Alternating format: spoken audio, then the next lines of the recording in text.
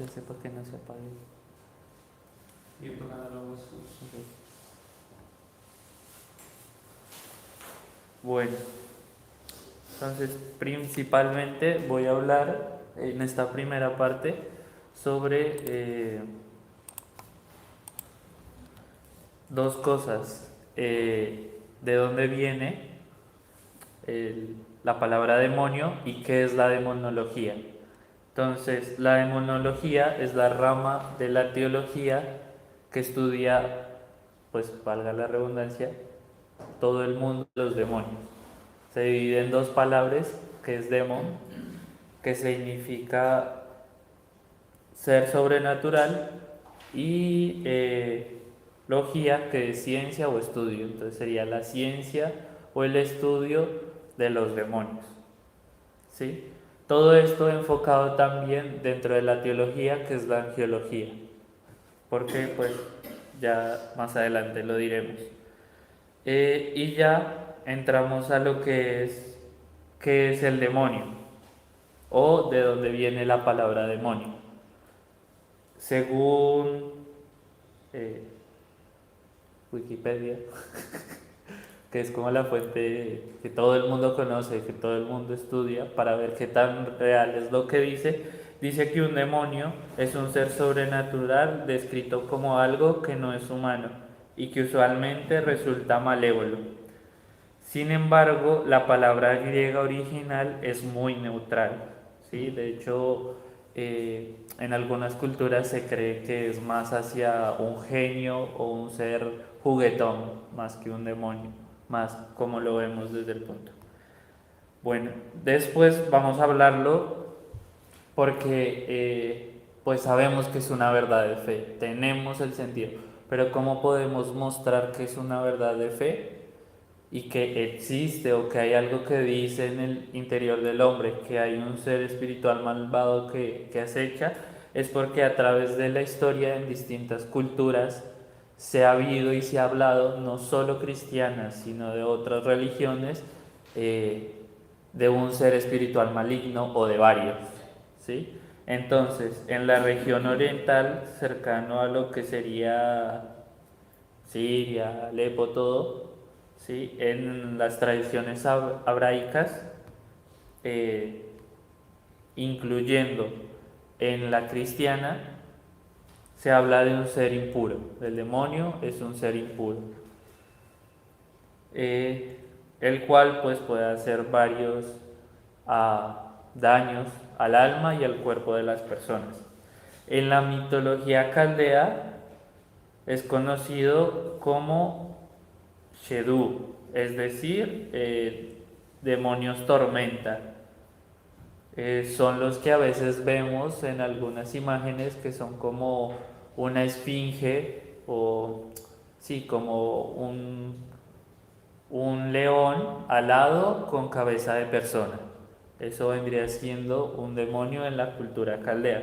Que si ven en la imagen, no la puse, pero la pueden buscar.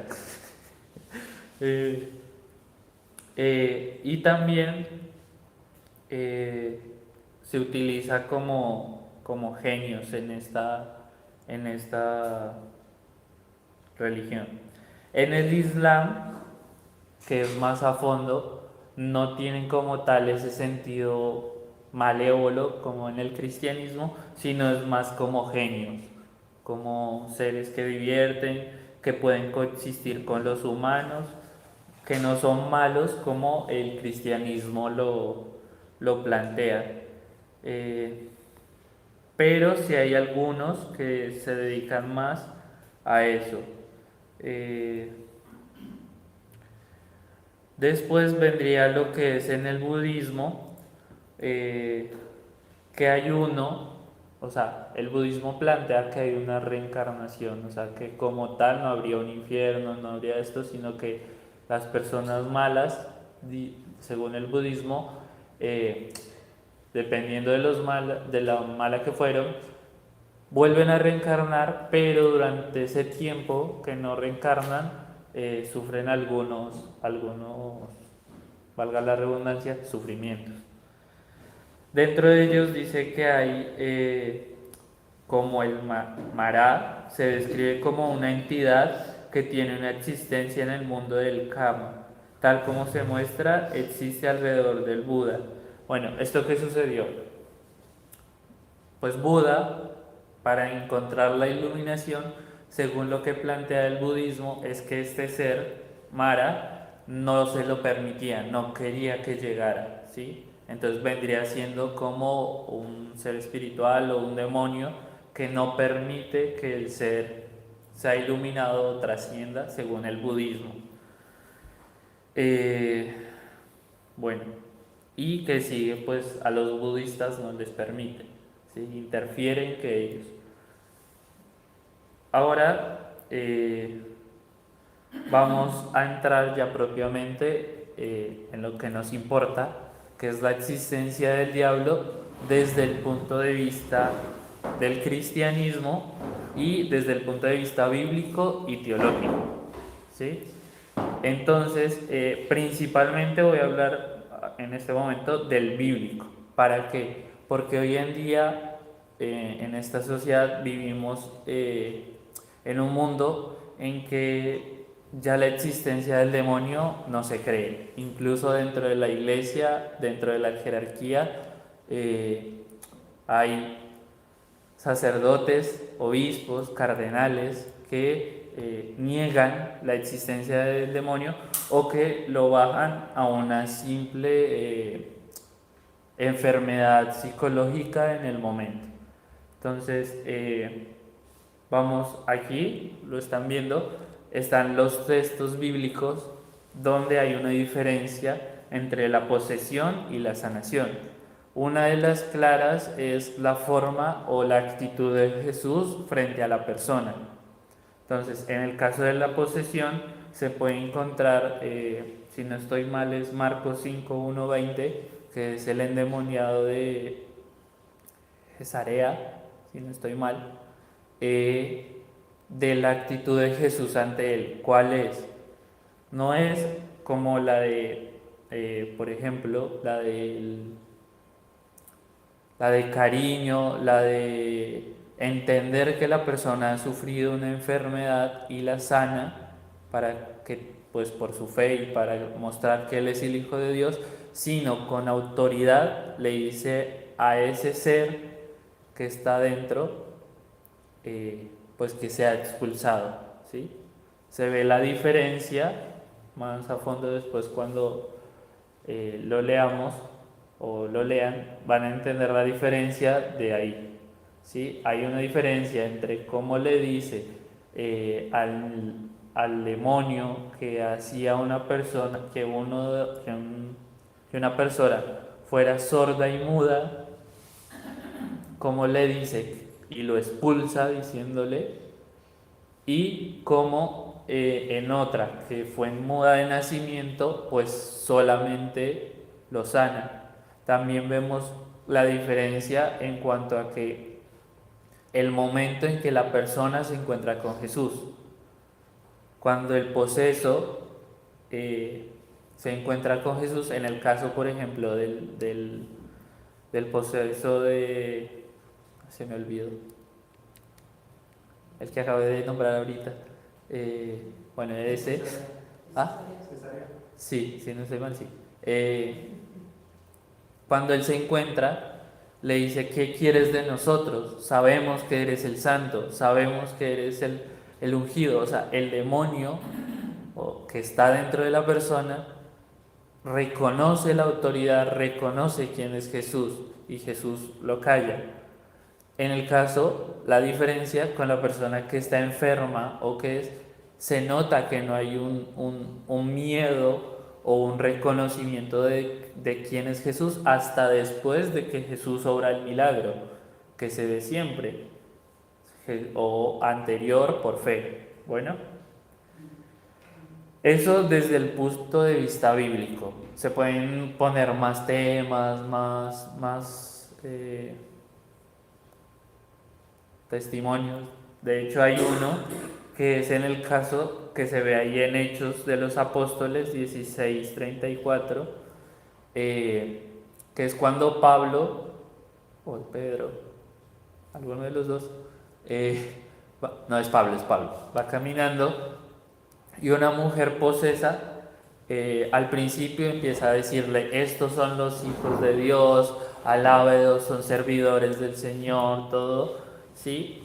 Y como Pablo se da cuenta que es un espíritu, ella tenía, se puede decir, el poder por estar posesa de adivinar, ¿sí? Y como San Pablo, ya viendo que estaba poseída, se da la vuelta y en nombre de Cristo le ordena a ese espíritu que la deje libre, y pues ya después tienen una discusión con el dueño de esta mujer, porque ya ella pierde eso. Entonces hace, a diferencia de cuando sana o obra. Igualmente también nos relata Hechos que con la sombra de Pedro o con un paño que le hubiese tocado, y hace la distinción.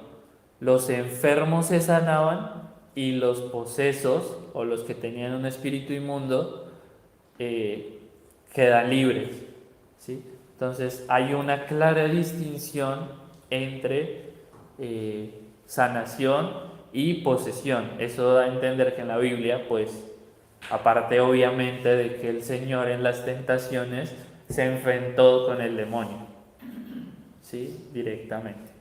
Eso desde el punto de vista bíblico. Ahora vamos a hablar qué habla el magisterio de la Iglesia, porque pues nosotros nos basamos en lo que dice la Escritura y en lo que enseña la Iglesia en sus 2000 años, y no lo que algunos creen, porque sí. Para todo este trabajo me estoy basando en los escritos del padre Gabriel Amor, en el libro Principados y Potestades de Heinrich Schiller, y pues de varios documentos de la Iglesia.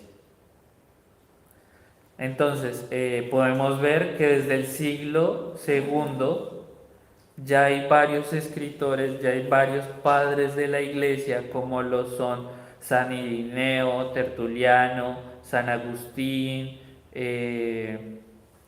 Marción, y otros que hablaron sobre este tema. De hecho, Melitón, como dice ahí, Melitón de Sardes, ya había escrito una obra sobre el demonio, porque justamente salió un dualismo gnóstico, que es prácticamente como de que, ¿cómo decirlo? Si no estoy mal, y lo entendí así, es que por existir el bien tiene que existir el mal, ¿sí? O sea, como que no pueden existir el uno del otro. Entonces, claramente es un error y ya vamos a ver por qué. Eso en cuanto a los padres de la Iglesia.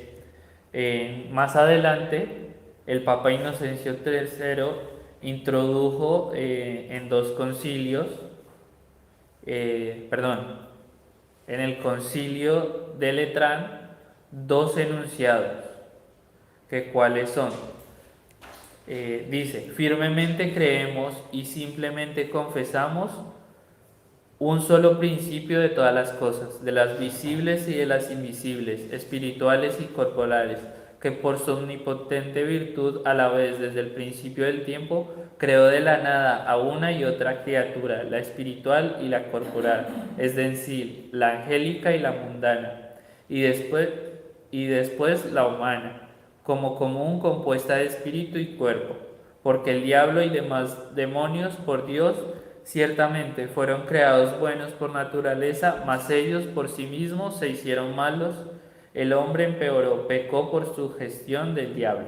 Entonces ahí vemos los dos enunciados. Uno, que fue Dios el que creó a los seres espirituales, los creó buenos, y dos, que el demonio libremente, por su propia voluntad, se hizo malo. Y más adelante el concilio reafirma lo que Letrán ya dijo y lo que se ha dicho a través de la iglesia. No cambia, y dice que se ha interesado más por el presente de la iglesia, de la doctrina de la creación. No ha dejado de guardar de que lo que ya había hecho los antiguos concilios. ¿Sí? Bueno, eso desde el punto de vista del magisterio. Hay más documentos, hay más. Después los envío. Bueno, ahora vamos a hablar. El tema del demonio es muy amplio. Hablando con una persona ayer, era como que cada 5 minutos salía un tema, salía un tema. Se podía hablar del demonio de la Virgen, el demonio de los mártires, el demonio de los santos. O sea, hay una amplitud de temas sobre el demonio que muchas veces no se conoce, sea por temor o sea por desconocimiento. Incluso estos dos extremos son malos en sí, porque tenemos que saber contra quién estamos luchando y pues aprender. Entonces me voy a enfocar en 3 preguntas. ¿Quién es el demonio? ¿Cómo actúa el demonio? ¿Y qué es realmente el ritmo del exorcismo? ¿Por qué me voy a enfocar esto? Porque ha habido muchos comentarios de qué es el demonio, si es una energía, si es una persona, si es espíritu, si qué es. Entonces vamos a aclararlo bien, conocer su historia para así poder, cuando se puede decir, nos ataca o se manifiesta, saber qué es. ¿Cómo actúa? Pues eso también lo vamos a ver ahí. Y realmente, ¿qué es el rito del exorcismo? ¿Por qué? Esto ha sido un tema a través de la historia y más en estos tiempos. De hecho, acaba de salir una película que se llama El exorcista del Vaticano, la historia del padre Gabriel Amor. Y sinceramente, en lo poco que he visto, es todo contrario a lo que enseñó el Padre Amor, y pues la gente se lo cree como verdad. ¿Sí? Él decía, de hecho en una de sus entrevistas decía que fue bueno que la comunicación y que uno de los grandes impulsos para conocer todo este mundo fue el cine a través de la película de El Exorcista de 1900 no sé cuánto. ¿Sí? Porque dio a conocer esta realidad. Pero al fin y al cabo es una película. Entonces genera muchas cosas erróneas, mucho, ¿cómo decirlo? No sé, surrealismo, ¿sí? O sea, cosas que realmente en un exorcismo no suceden o sucede uno en 1 millón. O sea, y el mismo Padre Amor explica que ese es el error. Entonces, vamos a hablar qué es el demonio. Entonces, ¿dónde está?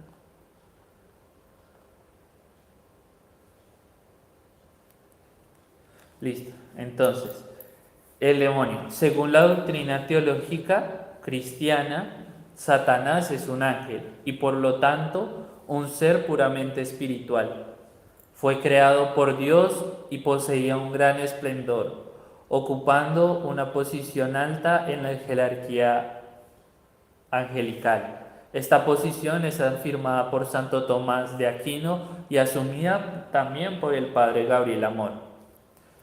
Dice el padre Gabriel Amor: Satanás es un ángel bien creado, pero que se rebeló contra Dios y se alejó de él.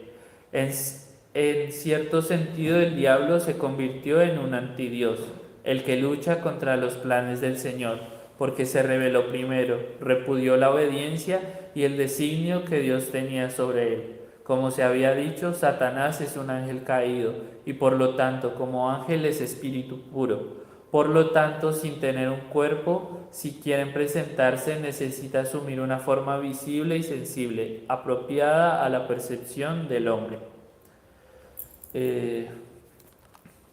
Entonces, me va a devolver y les voy a mostrar una imagen que, como acaba de decir, y lo enseña la iglesia, Santo Tomás, y lo ratifica el Padre Amor, es un ser espiritual. Como tal, no tiene cuerpo, ¿sí? Entonces, mi pregunta, cuando alguien piensa en el demonio, ¿cómo piensa que es? O sea, ¿cómo es el término general? ¿Sí? Una persona, no sé, ¿cómo decirlo? La figura es como un hombre rojo con patas de cabra, con cuernos y una capa roja y un tridente. ¿Sí? Eso es lo que a nivel mundial, me atrevo a decir, no sé acá, pero me atrevo a decir, todo el mundo tiene el concepto de que el demonio es eso. ¿Sí? Pero claramente no es así. De hecho, él se puede presentar de muchas maneras. ¿De dónde surgió ese primer contacto? ¿De qué es? De la imagen que están viendo en pantalla, a mano derecha suya, ¿sí? Es la primera imagen documentada que se tiene de un demonio. Si mal no recuerdo, la historia es que un religioso necesitaba terminar un libro en una noche. Entonces, en vez de pedirle al Señor, se dejó tentar y invocó al demonio para que le ayudara a escribir. No me acuerdo si era la Biblia o si era un libro, pero lo invocó. Después se arrepintió, obviamente, y pidió ayuda a Nuestra Señora. Pero en este libro, este religioso muestra que el ser que se le apareció en ese momento fue como el que vemos en pantalla, o como el que vimos en pantalla. De ahí viene ya más adelante la tradición de que era con cuernos, de que tenía patas de cabra, todo eso, de ahí viene. Pero pues claramente a través de la historia se ha visto que no es así. Santos, Padre Pío se le aparecía como un perro negro con ojos rojos. No me acuerdo de perdón, no me acuerdo más, es como el que me acuerdo ahí, pero hay varias figuras que se le aparece, otros santos han tenido ataques, otros pues incluso se le ha aparecido con forma de la Virgen intentando tentarlos, pero estos santos han sabido cómo salir adelante. Bueno, también dentro de quién es el demonio, hay que hablar cómo llegó a ese grado, cómo fue que cayó en eso. Entonces, al igual que el hombre, los ángeles también tuvieron una prueba, ¿sí? Esta prueba era, pues, someterse y confiar en la voluntad de Dios. Principalmente, o sea, según lo explican, es como que ellos todavía no estaban en la visión beatífica cuando estaban en este momento de esta prueba, y uno de ellos, que pues Satanás, Lucifer, empezó a cuestionar, ¿sí? Empezó a cuestionar, si Dios es espíritu y yo soy espíritu, ¿por qué yo no soy igual a Dios? Yo puedo ser igual a Dios, ¿sí? Fue una de las primeras cosas que hizo, ya que el demonio empezara a cuestionar, y racionalizando él, pues cayó en yo puedo ser igual a Dios, voy a ser igual a Dios, ¿sí? Ese fue una de las tentaciones, de las pruebas que hizo que él cayera y que se llevara de ahí el título que sale San Miguel Arcángel gritando: ¿quién como Dios? Nadie como Dios, se responde. Eso lo tomo de Lazos de Amor Mariano, que lo hace, y me parece muy bueno porque es el recordar que no hay nadie como Dios. Bueno, sigo, perdón. Entonces, esa fue una de las primeras, ¿sí? Ahora, ¿cómo fue la lucha? Sinceramente, les voy a decir, cuando yo era más pequeño, y de hecho hasta cierta edad, yo me imaginaba la lucha del cielo y de los ángeles rebeldes y de los ángeles de Dios, tipo así, con su espada, como representan a San Miguel luchando, no sé qué, ¿sí? Como se muestra en muchas películas. Más adelante me di cuenta que no fue así. La forma de comunicarse los ángeles no es como la de nosotros. Ellos no necesitan, se puede decir, pensar y luego decir una palabra para que la otra persona lo escuche. No, sino ellos se comunican a través de los pensamientos. Entonces, esta lucha fue a través de eso, dando argumentos entre los ángeles de Dios y los rebeldes de por qué servir a Dios y por qué no servir a Dios, ¿sí? Se estuvieron debatiendo entre ellos, se puede decir esto. Pero llegó un punto en que los ángeles de Dios, por seguir firmes en este razonamiento, fueron iluminados más para seguir firmes y pues llegaron a cumplir y pasaron esta prueba y entraron en la visión beatífica. Mientras que estos ángeles fueron más obstinados y no salieron de sus argumentos. De ahí pues fueron precipitados a la tierra. Por último, dentro de qué es el demonio, voy a meter una pequeña pregunta y es, ¿puede el demonio arrepentirse o salir de su pecado? Esto lo estuve hablando muchas veces con una persona, leía, preguntaba, pero es igual que sucedió con el hombre, ¿sí? O sea, esta decisión que los ángeles tomaron es por ser seres espirituales eternos, sus decisiones y sus consecuencias eran eternas, a diferencia del hombre. El hombre, desde que tiene razón hasta el día de su muerte, puede cambiar su actitud y esto va a cambiar si pues está en el cielo o en el infierno. Ya después de muerto pues se vuelve eterna las consecuencias de las decisiones. Pero en los ángeles fueron eternas estas decisiones por ser ellos seres eternos. Entonces, incluso aunque el demonio quisiera arrepentirse, y de hecho él sabe que está equivocado y se ha sabido de que incluso después, o sea, por posesos, ellos saben que están en el error, saben que cometieron algo, pero como su decisión fue infinita, por su soberbia, ellos no van a renegar y no van a decir, perdón, sí pueden renegar, pero no van a decir, nos arrepentimos y volvemos a Dios, ¿sí? Por su misma libertad eterna no pueden volver a eso.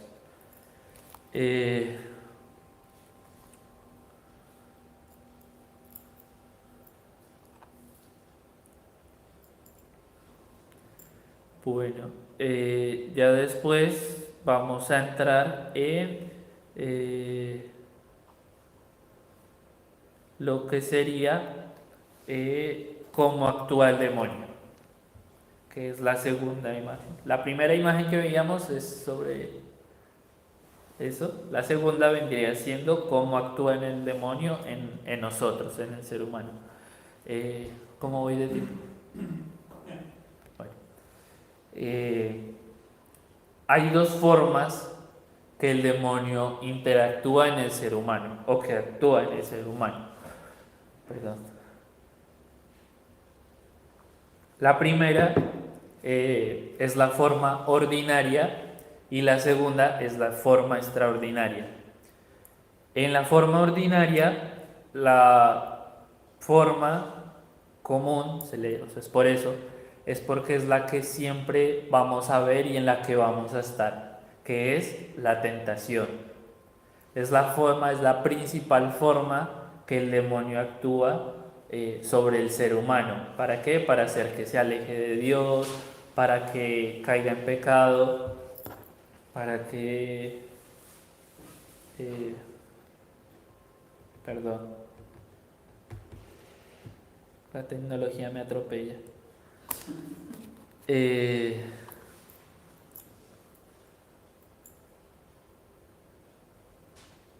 es la que podemos ver que fue la que hizo que nuestros primeros padres cayeran, ¿sí?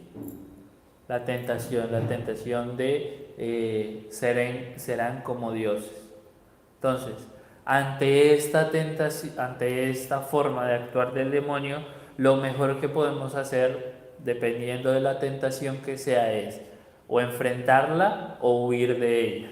¿Por qué? En el caso, o sea, esto creo que es más mío, si algún teólogo, Santo Tomás o el Padre Amor o alguno lo dice, creo que también lo he escuchado de varias personas, es porque, ¿qué pasa? El demonio es un ángel, como lo decíamos, ¿sí? Es mayor al hombre, su sabiduría es más, entonces, primero él sabe cómo tentarnos, sabe cuáles son nuestras flaquezas, eh, el pecado que tendemos a hacer mayormente, todo, sutilmente lo va a hacer. Entonces nos empieza a tentar viendo que ese pecado no es malo, que de hecho nos da placer, nos da gozo, entonces empieza a mostrarlo de una forma bonita, ¿sí? Que fue el caso de, pues cuando Eva tomó el fruto, decía, van a ser como dioses, como así. Y lo otro que se puede ver en esa tentación es que es como si digo yo, es como si perdiéramos la razón, porque en el diálogo en Eva le dice, le dice el demonio, entonces Dios les prohibió comer de todos los frutos.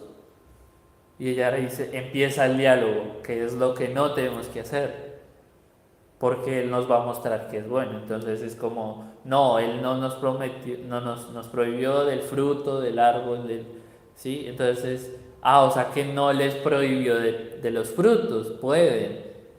Y Él no, sí. Entonces empieza ese diálogo y cuando se empieza a dialogar con el demonio, ya es más astuto Él sabe cómo hacer y a menos que por gracia divina lo primero que hace es rechazar toda tentación que nos viene y si ya se vuelve, o sea, si ya empezamos el diálogo con ello, tenemos que salir huyendo, es lo mejor. Pero esta es la más utilizada por él y la más sutil. ¿Por qué? Porque hay que tener un buen discernimiento para saber y una buena fuerza en el momento de las tentaciones. Bueno, no sé si quedó claro. ¿Sí?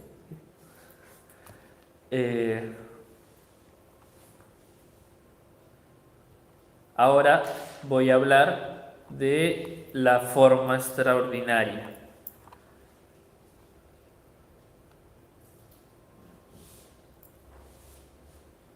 Bueno, antes de eso, para complementar, hay que tener en cuenta que la iglesia enseña que no toda tentación viene del demonio. Ahí hay que aclarar, ¿sí? O sea, Dios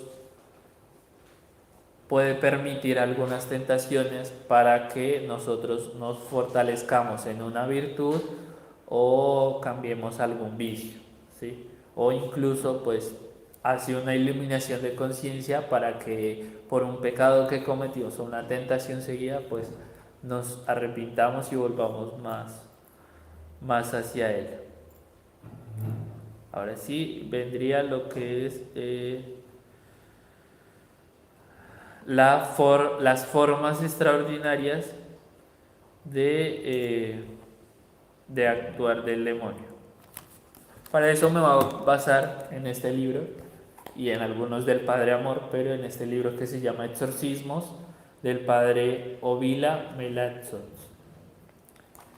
Y él dice, en esto hay, ¿cómo decirlo? Hay una discrepancia entre exorcistas, porque hay exorcistas que ponen más formas de interacción del demonio de forma extraordinaria, hay otros que ponen más, esto varía ya desde el punto de vista del exorcista, pero hay 4 o 5, si no estoy mal, que son las que todo exorcista cree.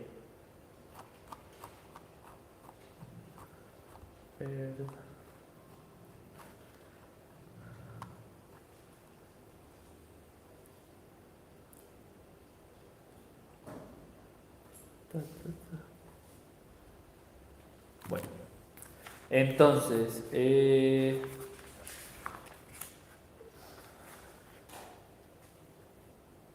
bueno, perdón, es distinto cambiar de celular a esto, pero bueno, la primera sería la obsesión.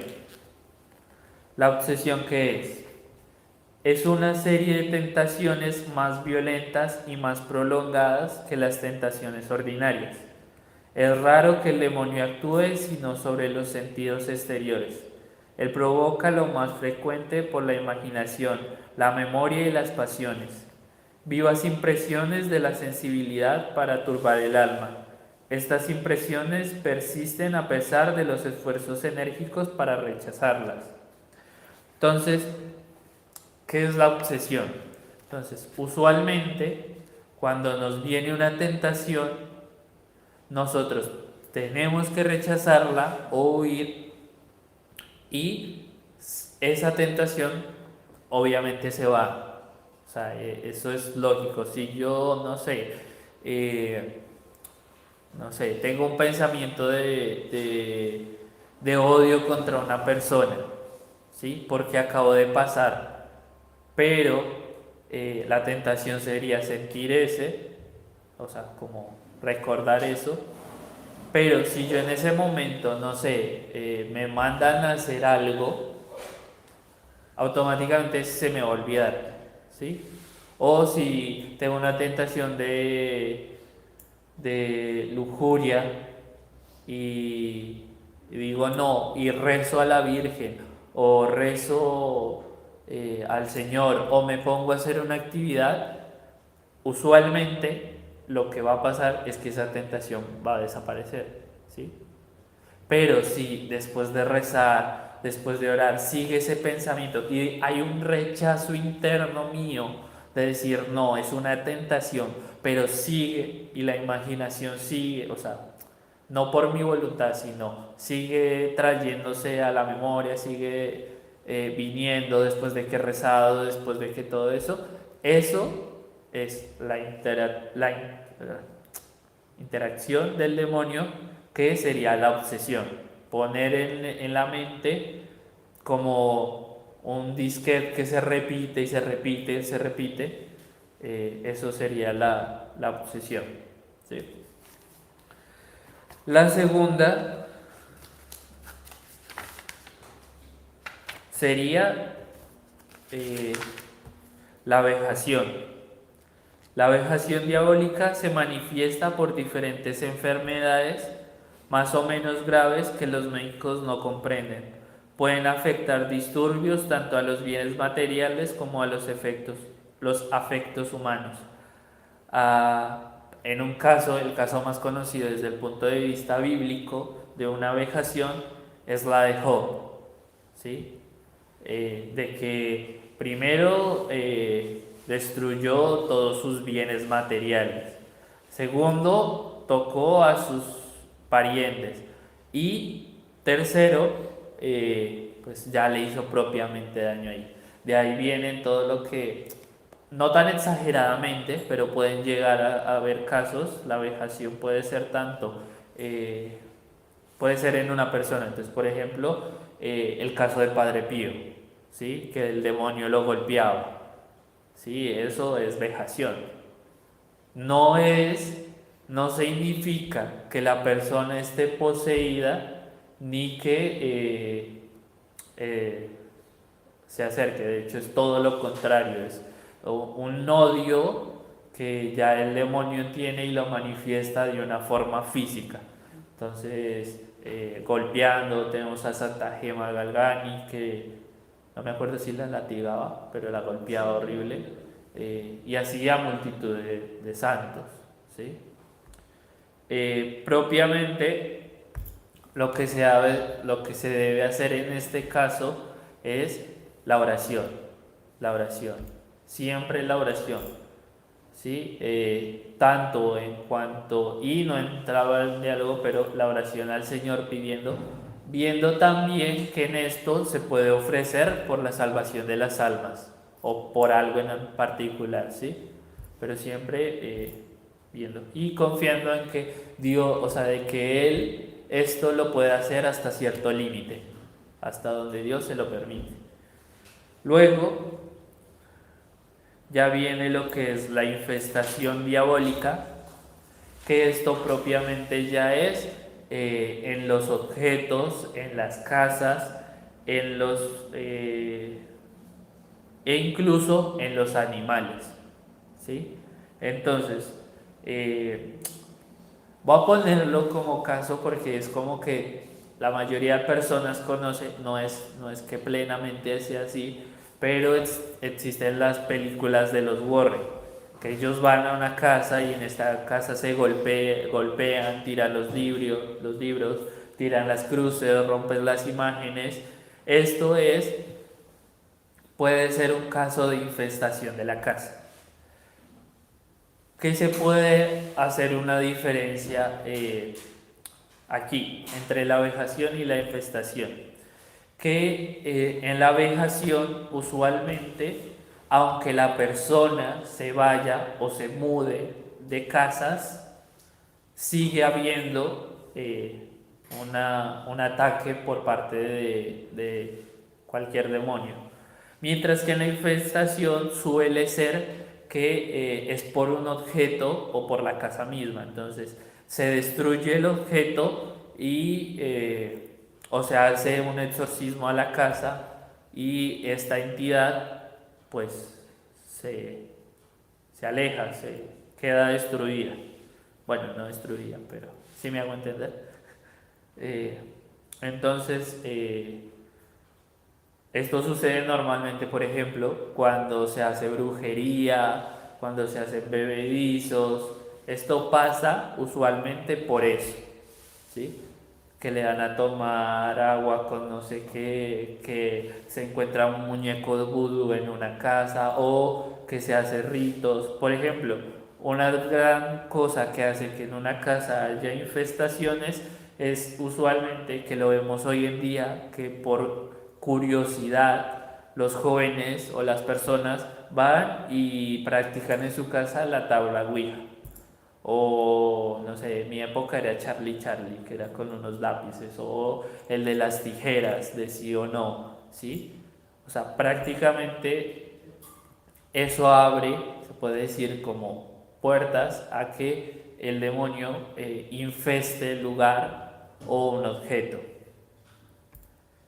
Pues la mejor forma, como decía, es eso: exorcizar la casa, pedir ayuda a un sacerdote, rociar con agua bendita los lugares, todo. Y a los animales también pueden, como se ve en el caso del poseso de Cesarea, que le piden, los demonios le piden que los envíe a los cerdos, y estos cerdos caen por un risco. Pues los animales también pueden ser pueden tener esta infestación. Y ya por último, que sería la cuarta, si no estoy mal, sería la posesión. Ya estas tres que nombré, la obsesión, la infestación y la vejación, son ataques externos del demonio o demonios hacia la persona, ¿sí? Están fuera del alma. Bueno, sí, o sea, pueden atacar su mente, pero no pueden controlar, no pueden atacar. Ya la posesión es cuando el demonio actúa realmente en el cuerpo del paciente o del poseso, en lugar de hacer sentir sus acciones solamente desde fuera. Además, actúa así desde dentro, impide el libre uso de las facultades del hombre. Esto significa que puede hablar a través de la persona o actúa él mismo por los órganos y los miembros del poseso, sin que éste pueda impedirlo, hasta muchas veces sin que el poseso se dé cuenta. El demonio parece jugar el papel del alma del cuerpo, o sea, no es la mejor, pero yo me atrevería a decir un ejemplo clarísimo, es como que cuando una persona ya es posesa, se vuelve como un títere, ¿sí? Que el demonio empieza a controlarlo, empieza a hablar, empieza a atacarlo. La manifestación exterior del estado de posesión es una modificación total de la personalidad, que parece dominada por una individualidad extraña. Se produce habitualmente disturbios motores violentos que puede tener jaque a algunos hombres robustos.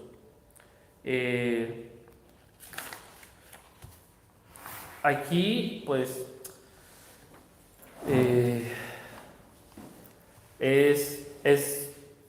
pues por gracia divina, me atrevo a decir yo,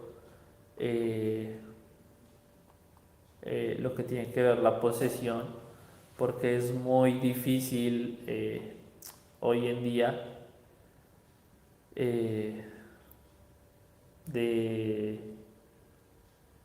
pues porque todo el mundo piensa de que es una enfermedad psiquiátrica, hay mucha similitud, ¿sí? Hay como, o sea, literalmente es una gracia de Dios, o sea, por ejemplo, el Padre Amor explicaba que él, para saber si una persona estaba posesa, tenía que hacer oración sobre ella para descubrir si tenía los signos de posesión. Pero decía que su maestro, que es creo que es venerable, o siervo de Dios, padre Cándido Amantinio, un pasionista, que fue el maestro del padre Gabriel Amor, decía que él se colocaba en las esquinas de la iglesia y solo con ver a la persona ya le decía, usted sí, usted no, usted sí, usted no.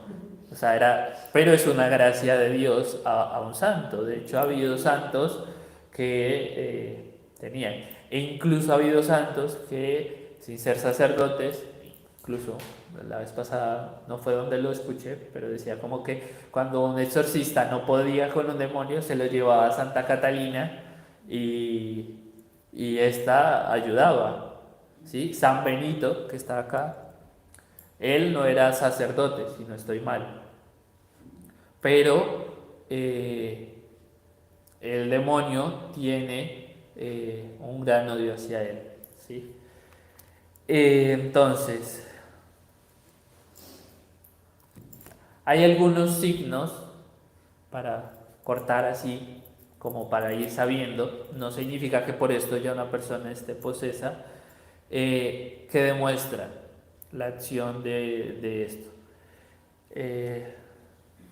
El padre Antonio Marín enumera algunos signos de evidencia de estos fenómenos.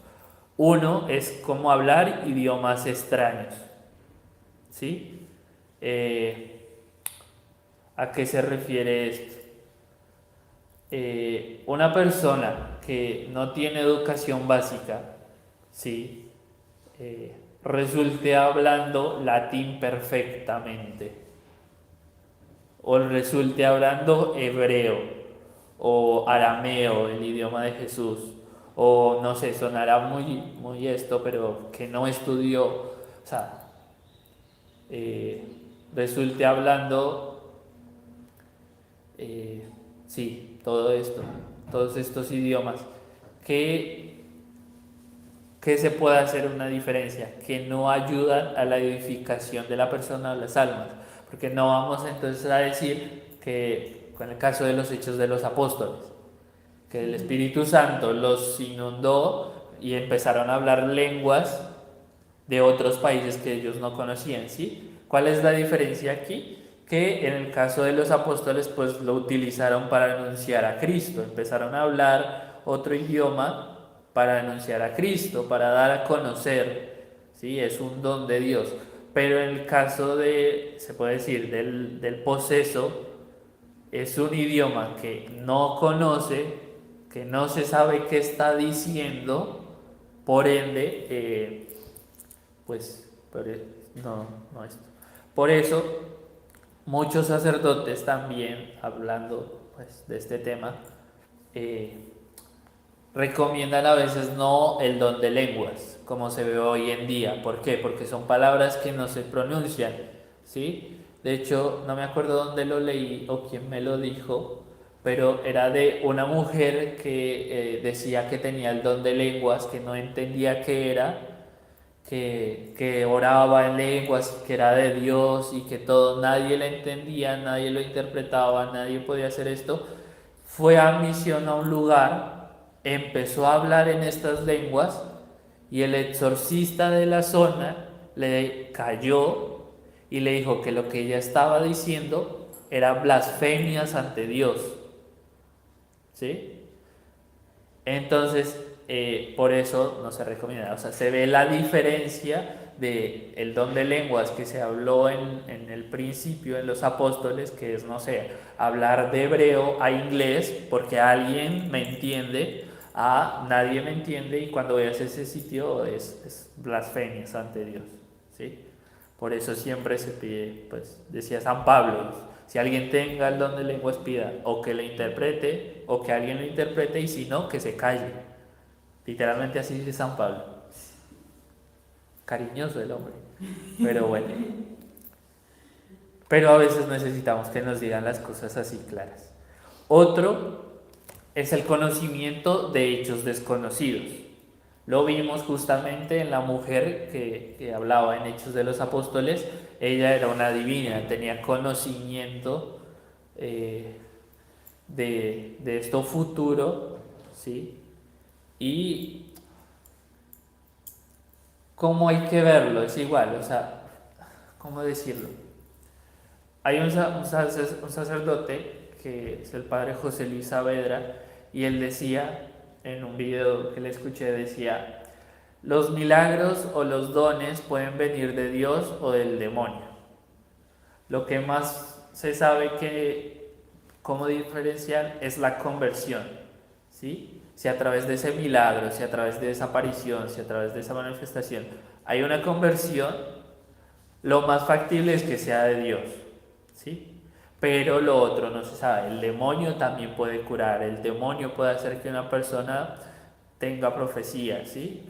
O sea, puede utilizar lo que Dios da, y el demonio puede coger eso y darle la vuelta y hacer que la persona se crea una soberbia, ¿sí? Entonces vengan a mí porque yo les puedo interpretar los sueños, vengan a mí porque yo les puedo decir de qué se van a morir, qué enfermedad les va a dar, todo eso, ¿sí?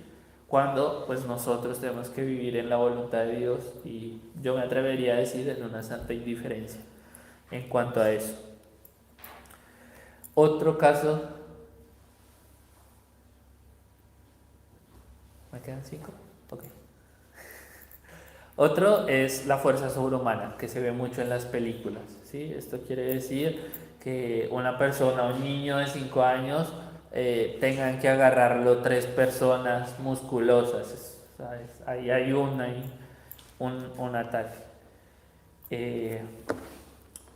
Eso serían como algunos signos. Hay otros más conocidos, que es como repulsión a las cosas sagradas, al agua bendita. Estos son como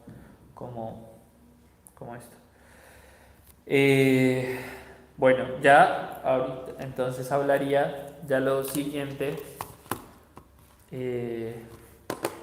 es como el demonio ataca los lugares de la iglesia y de los ambientes políticos. De eso me voy a basar en el libro Principados y Potestades, que dice: el espíritu totalmente anticristiano del Estado nivela todas las diferencias que hay entre los hombres y solo se distingue quienes son amigos o enemigos del sistema dominante. La distinción y división entre los que ostentan la marca de la nueva esclavitud y los otros que se niegan a ello a riesgo de la propia vida. Y el reunir una élite de esclavos y un partido estatal sirve para declarar como enemigo a todos los que se oponen al dominio satánico, a quienes se los priva de las condiciones de vida más elementales. Todo en todo, la potencia satánica, con su voluntad de poder, puede apoderarse también del poder político, tomar y llenar a los que son revestidos de él, a los medios y a los ámbitos del poder, mediante el espíritu inspirado por ella, llevándolos a obrar con efectividad asesina, efectividad asesina, sí. ¿Qué quiere decir aquí el autor? ¿Qué es lo que vemos hoy en día? Si han seguido las charlas que hemos tenido en este tiempo, se ha hablado de la ideología de género, se ha hablado de la existencia de Dios, se ha hablado bueno, se va a hablar de un tema muy bueno más tarde, después, que es la verdad robada de la historia. Los dejo ahí en intriga. Y se ve con todas estas luchas que estamos viviendo hoy, la ideología de género, la Agenda 2030, todos estos que a nivel político pensáramos que son cuestiones humanas, realmente hay potencias, hay ataques del demonio que suscitan en estas personas que tienen poder sobre otras estas cosas. ¿Para qué? Para que justamente reine todo lo contrario a Dios, ¿sí?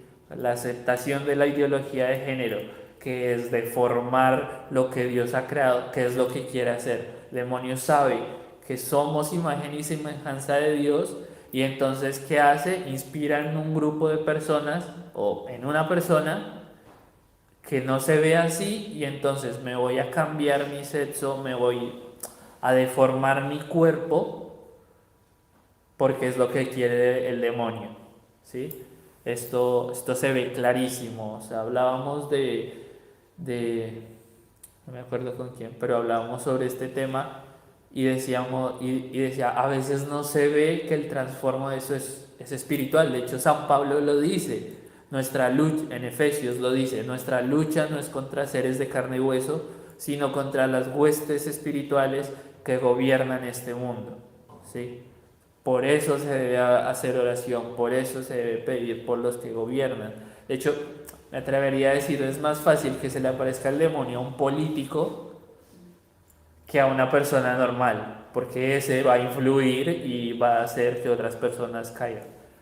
Y lo otro también, que lo tomo del mismo autor, es la influencia sobre lo religioso. Específicamente voy a tomar lo que es sobre las herejías de los cristianos. Dice, finalmente la naturaleza de las potencias malignas se desarrolla también en cuanto a su espíritu, se apodera de la predicación cristiana, cuando, como dice el apóstol Pablo, los falsos apóstoles se disfrazan de apóstoles de Cristo. Dice también, el Espíritu dice claramente que en los últimos tiempos algunos apostatarán de la fe entregándose a espíritus engañosos y a doctrinas diabólicas. Entonces, aquí se ve claramente cómo, o sea, ya el magisterio ha dado todo, la escritura está dada, pero entonces empiezan a salir algunos sacerdotes, algunos cardenales, algunos obispos a decir, no, ya no es así, 2000 años de antigüedad ya no sirven, eso es de época antigua, ya no sigamos eso, ¿sí? Ahora es empezó, no, aceptamos la homosexualidad, aceptamos la bendición de parejas homosexuales. No, el aborto tenemos que aceptarlo porque están sufriendo, ¿sí? Ya no importa si eres musulmán, si eres de la nueva era, si te sientes bien, y eso es Dios ahí, ¿sí? Y hay pastores que siguen esto. Dice San Pablo ahí mismo, el demonio se viste de ángel de Dios. Y estos obispos, estos sacerdotes religiosos, en vez de hacer un buen discernimiento, que es también una de las cosas que se puede ver, que es el demonio actuando, es que entonces toda inspiración buena ya viene del Espíritu Santo. Cuando San Ignacio dice, en tiempo de consolación, de desolación, no hacer grandes movimientos y primero mirar si viene de Dios, del demonio o de mí mismo. No, estos dicen, es de Dios. Ya, porque es bueno, es de Dios. No, o sea, hay que tener una claridad en eso, ¿sí? Y estos errores, o sea, anteriormente eran las herejías suscitadas por el demonio de la maternidad divina, de Jesucristo era hombre de Dios, y ahora lo que vuelve a hacer el demonio es suscitar estos pastores que hacen lo mismo, que claramente es una... San Pablo VI lo dice, el humo de Satanás se ha infiltrado en la iglesia, y eso es clarísimo. Satanás ya está dentro de la iglesia y la mejor cosa que tenemos que hacer es aprender a discernir para evitar todos estos errores que ya pues fueron enseñados y que tenemos que aprender. Bueno, y ya para concluir,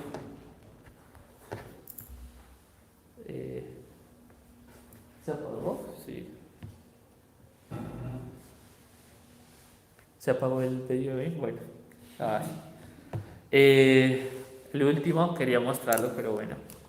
Es María y Satanás, ¿sí? De esto voy a responder dos preguntas muy importantes. Y pues ya. Entonces, la primera, ¿por qué odia el demonio a la Santísima Virgen María? Porque para esto son 7 cosas que las voy a dar rapidito. La primera es porque ella le arrebata almas para llevarlas a Cristo. San Luis María Griñón de Montfort, que de hecho es muy bonito porque estamos haciendo la consagración, y si no la han hecho, háganla.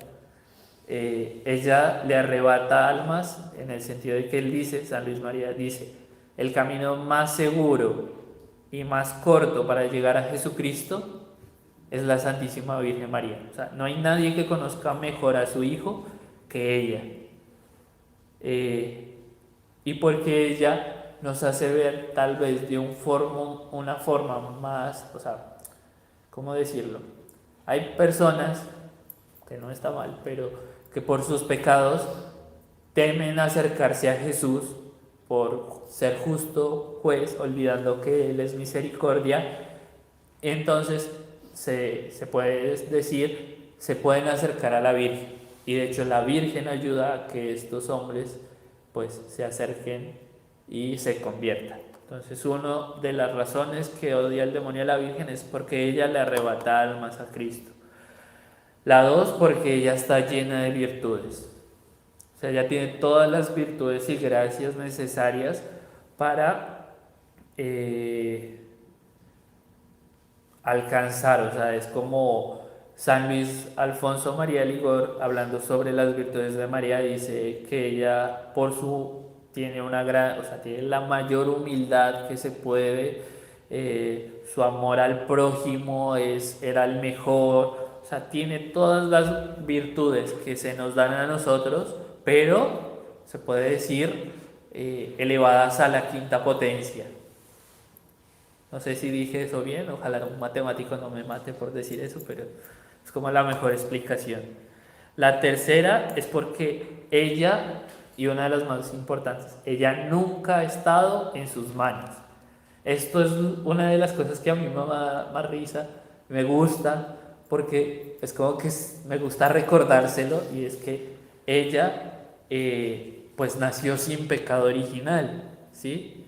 Por gracia de Dios nació, pero ella también, teniendo libertad, nunca cayó en sus manos, nunca cayó en su, o sea, por la mente de María estaba tan elevada en Dios y tan enfocada en, como decía nuestro superior, o sea, estaba tan enfocada en hacer lo que debía hacer, que era servir a Jesús, que no se, dirían acá en Argentina, no se la pasaba pensando pavadas de otras cosas, sino que su centro era eso. Por ende, no caía ni en sus manos. La cuarta es la humildad, que le recuerda a él su soberbia. Entonces, mientras él quería ser como Dios, quería ser como Dios, ella es, he aquí la esclava del Señor, hágase en mí según. O sea, se ve claramente la humildad de la servidora y la soberbia de este. Entonces, ella se lo recuerda siempre. San Luis María Griñón de Montfort también recuerda que así como Jesús vino la primera vez a través de María, cuando vuelva lo hará nuevamente a través de María. O sea, en este es porque el demonio dice, odia que María, una criatura humana, tenga tanto poder ante Dios. El demonio no comprende que ella sea la hija predilecta del Altísimo, la escogida. Por medio de ella volverá a Cristo. De ahí que se ve, de hecho, en el Apocalipsis, la gran lucha entre el demonio o entre el dragón y la mujer que estaba a punto, y la descendencia de esta mujer. Entonces, por eso él detesta. La sexta es porque ella prepara a los santos de los últimos tiempos. Esto es muy importante porque pues nunca vamos a saber cuándo es el momento en que el Señor va a volver, y puede ser ahorita en 5 minutos, en 10 años, en 100 años. Entonces, los santos de los últimos tiempos somos nosotros viviendo cada día como debe ser. Y ella nos enseña a nosotros a amar a Dios, a servir, a prepararnos para vencer al demonio, a cómo hacer las cosas del día a día de la mejor manera. Entonces, ella en esto nos enseña. Y la última es porque ella y su Santo Rosario acercan a las almas al cielo y alejan del infierno. O sea, hay innumerables casos de gente que se ha convertido por rezar el rosario, protestantes que no sabían que era el rosario. Un día llegan a un grupo, están rezando el rosario, no saben qué es, empiezan a repetir y se convierten. Caso de, se me olvidó cómo se llama, pero es un periodista que se convirtió, era protestante y se convirtió, o incluso ayuda pues a salvar almas, en el sentido de un satánico que por una mujer entró al satanismo, pero por otra mujer que rezaba el rosario salió, ¿sí? ¿Por qué? Porque también la Virgen en sus promesas pues promete que quien reza el rosario pues va a ser salvo, se podría decir. Entonces, esto para el demonio es lo peor. Por último, la pregunta, ¿cuánta autoridad tiene el poder de María contra Satanás? ¿Sí? Bueno, hay un ¿cómo se dice? Hay un misterio del rosario que hacemos, que es el quinto de los gloriosos, la coronación de María Santísima como Reina Universal de todo lo creado. ¿Esto qué significa? Significa que María es reina de todo lo visible y lo invisible, de todo lo que hizo el Padre, ¿sí? Esto significa que de hecho ella es conocida como la Regina Angelorum, la reina de los ángeles, ¿sí? Y de hecho ella envía a sus ángeles para que nos ayuden a nosotros. Y el demonio, al ser un ángel, pues ella tiene toda, o sea, potestad, se puede decir, para hacer lo que quiera, ¿sí? Y ayudar. De hecho, el padre Gabriel Amor, en uno de sus libros, relata cómo él estuvo haciendo durante mucho tiempo un exorcismo a una mujer y le hacía, ya lleva creo que años haciendo, y llegó un punto en que él le dio la medalla milagrosa y le decía que siempre rezara la oración que dice ahí: oh María concebida sin pecado, rogad por nosotros que recurrimos a vos. Y así duró. Le hacían exorcismo, no, hasta que un día esta mujer ya estaba como cansada, agotada, entró a un baño y empezó con la medalla en la mano a recitar: oh María concebida sin pecado, ruega por nosotros. Y de un momento a otro sintió, y no sé si gritó, pero sintió, no me acuerdo, como si ese espíritu que la tenía posesa fuera libre. Y ya después el padre le hacía exorcismos y no tenía nada. Todo por intercesión. Entonces él sabe que ella le pisó la cabeza, sabe que ella tiene toda autoridad. Por eso le huye al nombre de Jesús y de María, porque sabe que pierde ahí, que sus hijos, los hijos de María, pues están protegidos por esta madre y él no va a poder hacer nada. Por último, el padre, voy a decir algo que es como el padre Gabriel Amor le pregunta al demonio sobre esto. Una vez le pregunté a Satanás: pero ¿por qué te asusta más cuando invoco a Nuestra Señora que cuando invoco a Jesucristo? Me contestó: porque me humilla más ser derrotado por una criatura humana que ser derrotada por él, contó el sacerdote. Ya con esto terminamos,